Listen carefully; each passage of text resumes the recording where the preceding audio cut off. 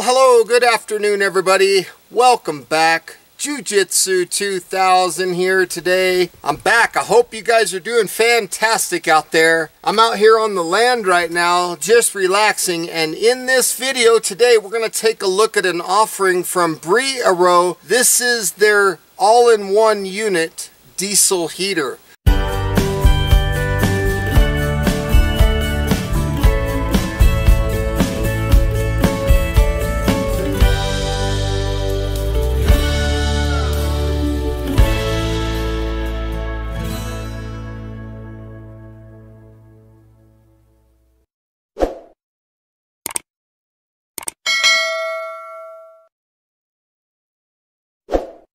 So I want to say thank you to them for sending this out for review.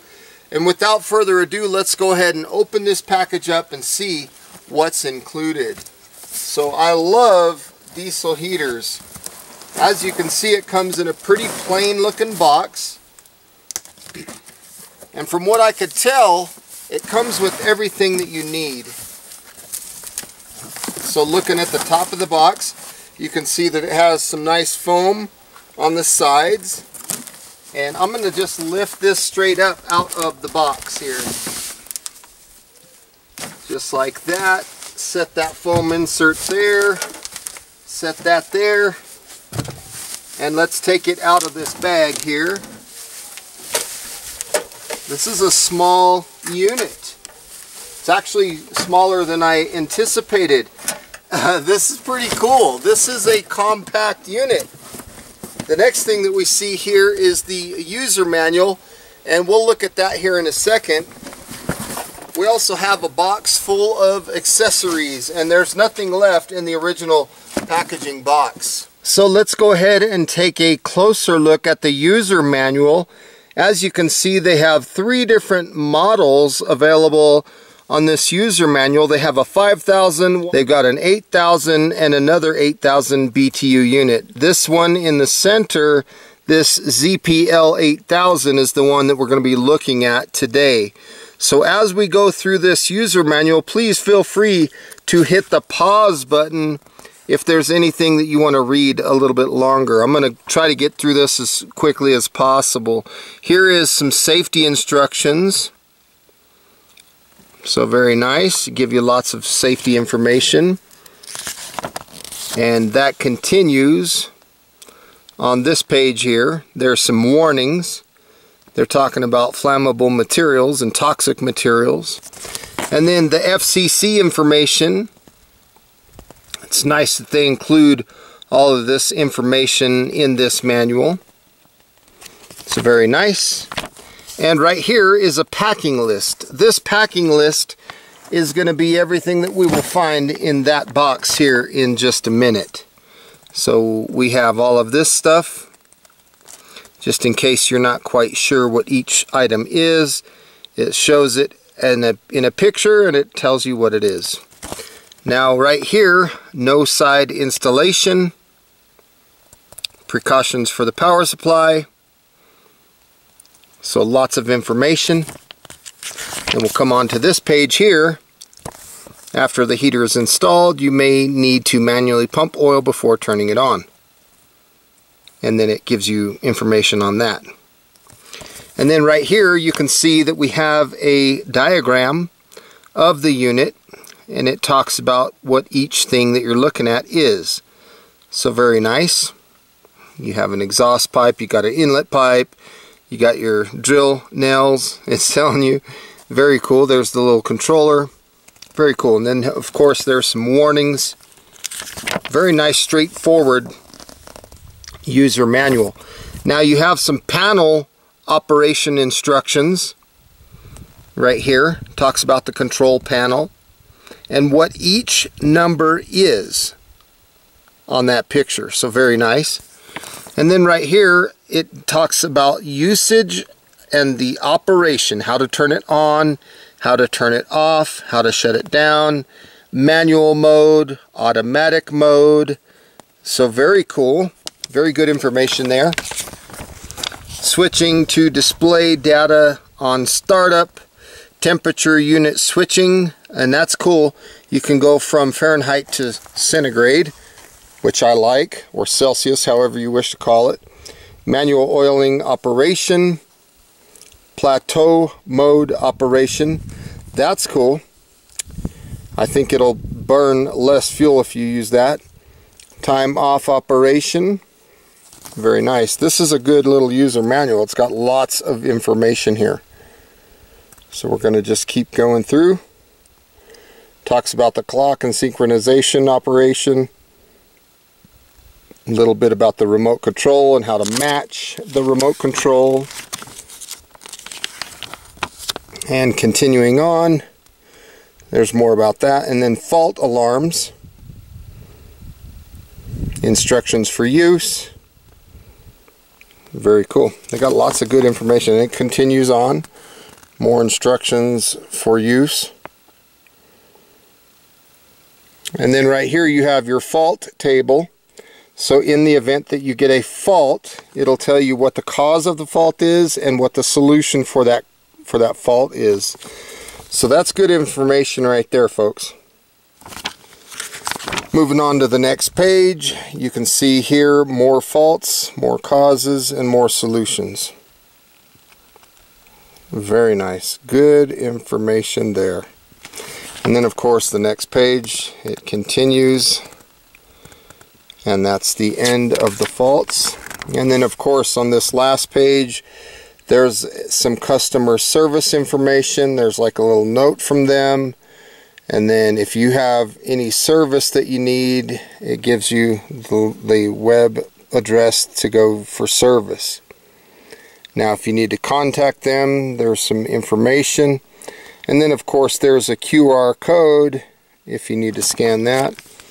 And that's all we see here in the user manual. Very nice. So let's go ahead and open this box of things and see what's included in this box. So we'll just cut right here, cut this tape.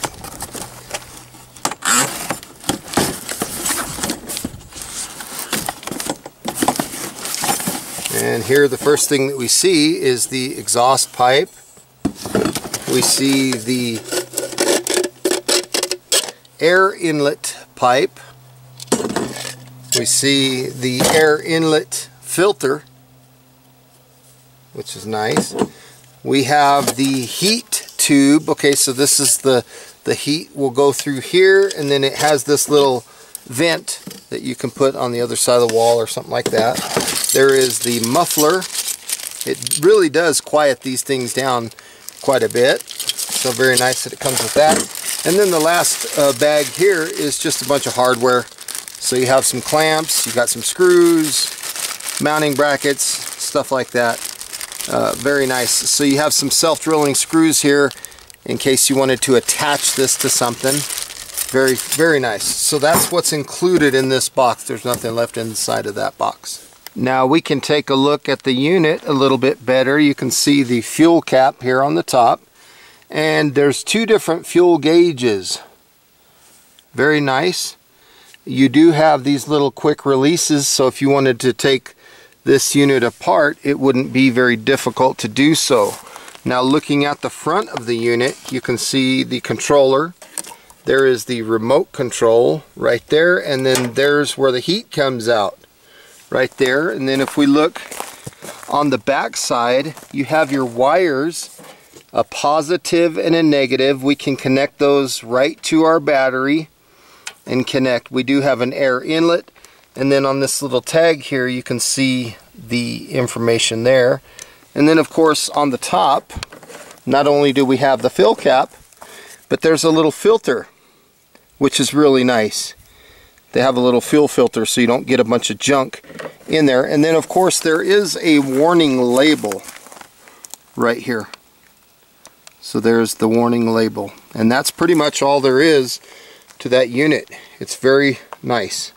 Now before I put any fuel in here, I want to take a closer look at the bottom of the unit. Right here you can see that we have the air intake, and then further away from the fuel line we have the exhaust. So I'm not going to run the air hose and the filter and all that today to test this unit, but in the event of actually installing this unit, I would. But right here again, you can see it says inlet and outlet. So this is exhaust. It's going to be very easy. We're just going to bend that pipe and connect it to the bottom there. So when you look at the exhaust pipe, what I want to make note of is one side has a little bit shorter than the other side. So we want to take the side that's the shortest and bend that side. Okay, we want to bend this right here so that we can get it as close as we can to the end right here. This will make it where we don't have this thing getting too close to the ground. So once I get that, I can just kind of set that on the unit there. Kind of thread that on and then bend really close if we can. Just like that. So something like that is all we need. And in this little jug, I have diesel fuel. So we're just going to put some diesel fuel in here, pour it right through that filter. I like that they put a fuel filter on this. It's very nice. That's a nice touch. Keeps the fuel going into the unit as clean as it can be. Now as I put the fuel in, you can see the sight glass of the fuel tank getting higher and higher on the fuel. So there's 1 gallon. Now we'll put the cap on, get this wired to a battery, and then we'll fire it up. So now you can see I've got the wires connected to the battery, and I also put the muffler on. So let's go ahead and take a look at the display, and we'll just push this power button and see what happens here. You can see the display turns on. I can feel the fan pushing air. The timer has started, and if I want to increase or decrease my temperature, I can do that. So this backlit on this needs to be a little bit brighter. It's a little difficult to see right now. And from the looks of it, this unit is pulling just under 100 watts. So that's not too bad. Now, I just heard the internal combustion begin. So I heard this thing fire up. I can see some exhaust coming out of the muffler there. So we are definitely coming to life. And that's the first light of this diesel heater. So the diesel heater is now running very well. It's hot. This is putting out some really good air. Now it's in automatic mode, so what that means is it's running based on the temperature that it's got set on it. But if I push and hold this button for a couple of seconds, I will switch between automatic and manual. So right now you can see I have the first gear illuminated. I am in manual mode, so if I want to push the up button, you'll notice it will add more gears. See, there's 2 now. Now there's 3. We got a yellow one there. There's 4, 5, and 6. So we can manually push up or down depending on what we want, and the heater will respond accordingly. This heater is very hot. It's putting out a tremendous amount of heat. I love it. It feels fantastic. Now if that's too much, we'll just turn these gears down to maybe 1. I like using manual, and then sometimes I like using automatic. And one thing I've noticed is if you push this one too many times, whether you're going up or down, when you get like safe to the bottom, if you push it again, it'll actually put all 6 gears in there. And that's kind of interesting. If you push up from here, you'll notice it'll take it away and it'll go down to 1 gear. So that's something new that I haven't seen before on diesel heaters. So very nice, and it's putting out a lot of heat. It feels tremendously good. So right now, if you scroll through, you can see that we are in centigrade. If we want to switch between centigrade and Fahrenheit, we just push and hold the power button and the up button for 2 seconds. 1/1000, 2/1000, and you can see now it's changed and we're looking at Fahrenheit, not Celsius anymore. When you're all finished using the heater, you just push and hold the power button and you can see the words off come onto the screen. From here, you have to let this unit go through its shutdown sequence, and that takes up to 5 minutes depending on diesel heaters, but most of the heaters that I see, it takes about 5 minutes. So as we're waiting, it's going through its shutdown stage. Now this is 1 gallon of diesel out of this will get you basically 1 night of heat, and this heater has a capacity of 1.3 gallons, which is really nice. And the gallons per hour rate of this unit is actually lower than most other heaters. So they use somewhere between 0.06 to 0.13 gallons per hour, where other units use between 0.07 and 0.17 gallons of fuel per hour. So this one is pretty fuel efficient. There's 2 types of control. You can use the automatic mode, or you can use the manual mode, and you can also use the keypad or the touchpad as well as the remote. So this thing is pretty versatile. This is a 12 volt 8 kilowatt diesel air heater, and the maximum heating effect is 27,000 BTUs. It does have timed on and off settings, and this one is really quiet compared to other diesel heaters that I've ran in the past. This one only puts out about 78 decibels. Now the temperature range can go from -40 all the way up to 104 degrees Fahrenheit. That is the operating temperature, and you can use a unit like this in altitudes up to about almost 10,000 feet. You can take it camping, you can put it in a cabin, put it in your truck, your RV, your SUV, your boat, your bus, or in our case, we could put it in a tiny house and do the off-grid situation and heat our off-grid cabin. Very, very nice. So you get stable heat control, and this will help improve your comfort. So you could easily go from like -5 degrees centigrade or 23 degrees Fahrenheit, and then you kick on this heater and then you're sitting at 70 degrees or maybe 22 degrees centigrade. Now the dimensions of this unit are pretty simple. If we look at the length of the body, so it's kind of long, 15.3 inches, and it's 16.5 inches tall, and the width is 6.3 inches wide. Now as we can see, the fan just kicked off and this unit is now shut down.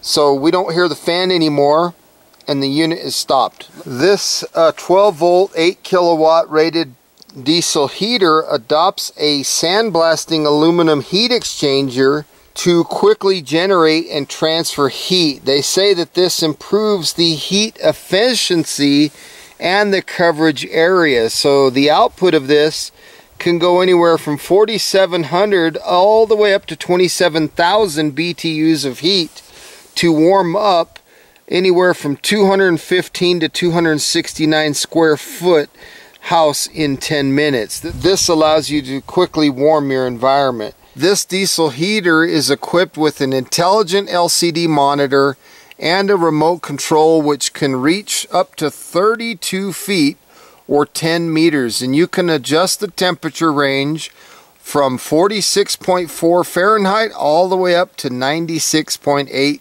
degrees Fahrenheit.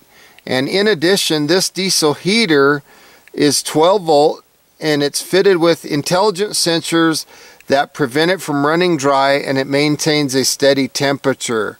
With time on or off setting or thermostatic control, overheating protection kicks in at 230 degrees centigrade or 440 degrees Fahrenheit, and this is to ensure safe and comfortable experience for you throughout the night. Now, this diesel heater has efficient heating and very low emissions, and it's low in fuel consumption. The precision fuel pump and ceramic spark plug quickly ignites the gas in the engine cylinder, fully burning it and reducing the emissions. So it can consume around 1 gallon of fuel per night, which is fantastic.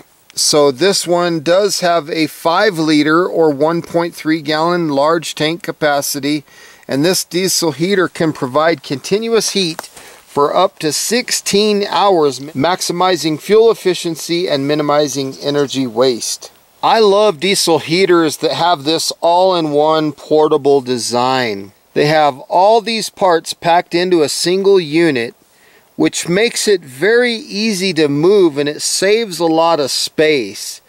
They've really packed a range of accessories into this compact form factor. And the portable diesel heater like this is not only compact, but it makes it extremely easy to install for just about anyone. You can install it in a cabin, in a truck, in an RV, in a container. And in addition, the convenient handles on the top makes it easy to carry this thing and move it around. You could even put something like this in your garage, your tiny house. Lots of places. It's perfect for outdoor use. Maybe you're on your deck and you want to just sit out there and have warm heat blowing on your feet. This is excellent for stuff like that. It works very good. Now, the weight of this unit is 20.5 pounds. I really like this unit. My final thoughts on this one are simple. This is a nice unit. It's very easy to hook up, very easy to get going. I like the small form factor of it, and I love that it's an all-in-one unit. It makes it so easy to get set up. Anybody can do it. These are not intimidating, and they're a very clean heat. Super simple. This one is a lot quieter than most diesel heaters that I've ran. It blows me away how quiet this one is compared to others. So this one's pretty simple. I like this unit. If you guys are interested in this one, I will put a link down below in the description box where you can find it. So with all that being said, folks, thank you so much for tuning in and taking a look at this video. I hope you enjoyed it. Hope you got some good, useful information out of it. And until next time, I hope you guys have a beautiful day, and we'll see you on the next one. Bye for now, everybody.